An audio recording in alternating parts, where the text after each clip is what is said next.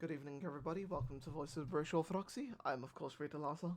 Today is the 30th of April, as according to the old calendar. Christ is risen from the dead, trampling down death by death, and upon those in the tombs bestowing life.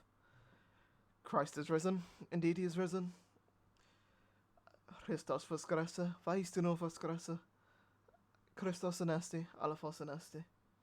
We have two entries, we have two entries from the book, and then I'll read two bonus entries that have ended up in my church's group chat. St. Sinwell was the brother of St. Daniel, 11th of September, the first bishop of Bangor, and lived an ascetic life in northern Wales. After his repose, several churches were dedicated in his honour. St. Sinwell is from the 6th century, and the entry from the group chat is St. Sinwell of Wales, hermit, brother of St. Daniel, and first bishop of Bangor, 6th century. St. Sinwell was the brother of St. Daniel, 11th of September, the first bishop of Bangor, Wales, and lived an ascetic life in northern Wales. After his repose, several churches were dedicated in his honour. And, of course, we have our second saint, which is St. Conwald, also sometimes spelt with a K-E-N before the Wald instead of a C-O-N. There is an icon for him, but I chose not to use it because it's from that weird syncretist page that everybody... It looks like it's from that weird syncretist place. If you know what I'm referring to, I think it's called like monastery or monastic icons or something like that. There was a bunch of YouTube videos by a lot of ortho people about like how they're actually ran by weird like Hindu syncretists. Anyway, let's get into Saint Erkenwald's entry. He is from the 7th century. An East Anglian prince who renounced the world and used his fortune to build two monasteries. One at Barking, which he had placed under the direction of his sister, Saint Ethelberg,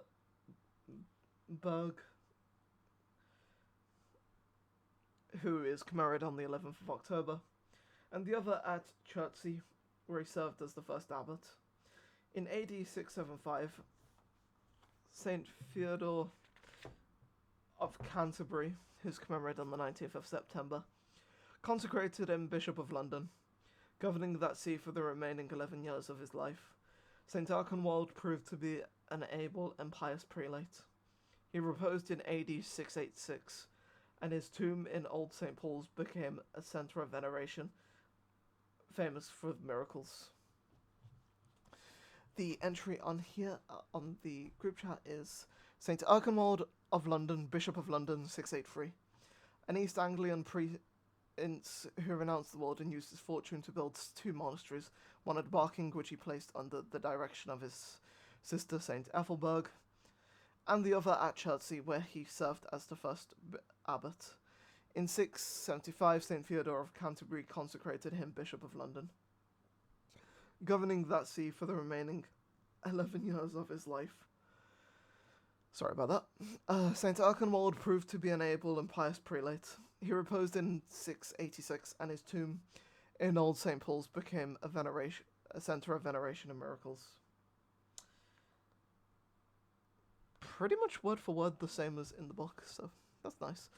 And so there are two bonus entries in the church's group chat, so I will also read those. Saint Swiftbert the Younger, Saint Sudbert, also known as Sudbertus or Swiftbert, is venerated in the Eastern Orthodox Church.